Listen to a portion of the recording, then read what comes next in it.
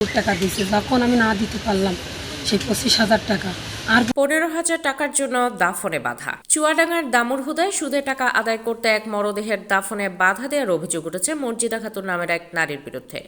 অবশেষে টাকা পরিশোধ করেই দাফন করতে বাধ্য হয়েছে পরিবার। রোববার 21 সেপ্টেম্বর উপজেলার চিতলা গ্রামের নতুন পাড়ায় ঘটনাটি ঘটে। নিহত হারুন চুয়াডাঙ্গার দামুড়হুদা উপজেলার চিতলা গ্রামের নতুন পাড়ার নিয়ামত আলীর ছেলে।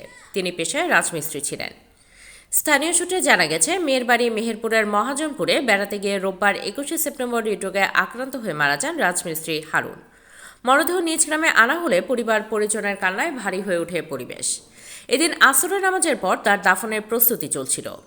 গোসল করানোর সময় সেখানে হাজির প্রতিবেশী মর্জিনা খাতুন। এ সময়ই ঘটে হৃদয় বিদারক ও অবিশ্বাস্য এক অমানবিকতা। মর্জিনা নামে ওই নারীর দাবি, হারুনের কাছে 15,000 টাকা পাবেন তিনি। আসল নয়, সুদের টাকা। মর্জিনা ও তার মেয়েকে এমনিতে এড়িয়ে চড়ে গ্রামবাসী, কারণ সবাই জানে এরা মামলাবাজ। মর্জিনার একটাই কথা, সুদ বাবদ ওই 15,000 টাকা না পেলে হারুনকে দাফন করতে দেবেন না। সবাই হতবাক, বিক্ষুব্ধ হলো কেউ কেউ। শেষমেশ হারুনের পক্ষে পরিবারের লোকজন দাবিকৃত সুদের টাকা পরিশোধ করলে পথ ছাড়েন মর্জিনা। এদিকে টাকা কুড়িয়ে নেওয়ার সময় উপস্থিত কেউ কেউ রাগে ক্ষোভে ফেটে পড়ে। মরদেহ আটকে সুদের টাকা আদায়ের ঘটনায় হতবাক গ্রামবাসী। তবে ওই ঘটনার একটি ভিডিও প্রকাশ হলে তা ছড়িয়ে পড়ে সামাজিক যোগাযোগ মাধ্যমে। সৃষ্টি হয় তীব্র ক্ষোভ ও নিন্দার ঝড়। দামুড়হুদা ইউপি চেয়ারম্যান হজরত আলী বলেন, এটি অমানবিক ও ন্যাক্কারজনক ঘটনা। এ ঘটনায় জড়িত সুদ কারবারিদের বিচার হওয়া উচিত। এই বিষয়ে দামুড়হুদা ইউএনও তিথি মিত্রকে বলেন, ঘটনাটি শুনেছি, ভিডিও দেখেছি, এটি অমানবিক।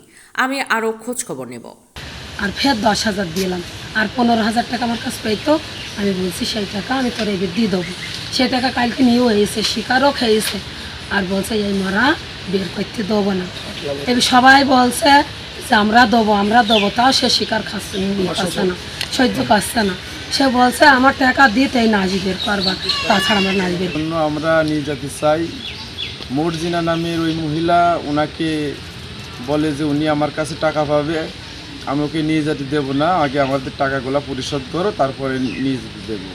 আমি তখন বলি যে তোর টাকা আসছে, আমরা মাটি দিয়ে এসে তোর টাকা আমরা দিয়ে দেবো।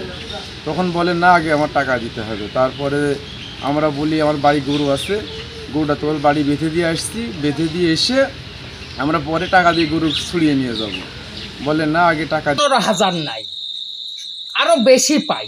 আচ্ছা, 15,000ই বুঝলি। হ্যাঁ, ইসলামে 15,000 আছে। ওই খোকনের বই আমার কাছ থেকে হলো, তাকে শুধু দেখবা। আচ্ছা আচ্ছা, টাকা কি দিয়ে দিয়েছে ওরা?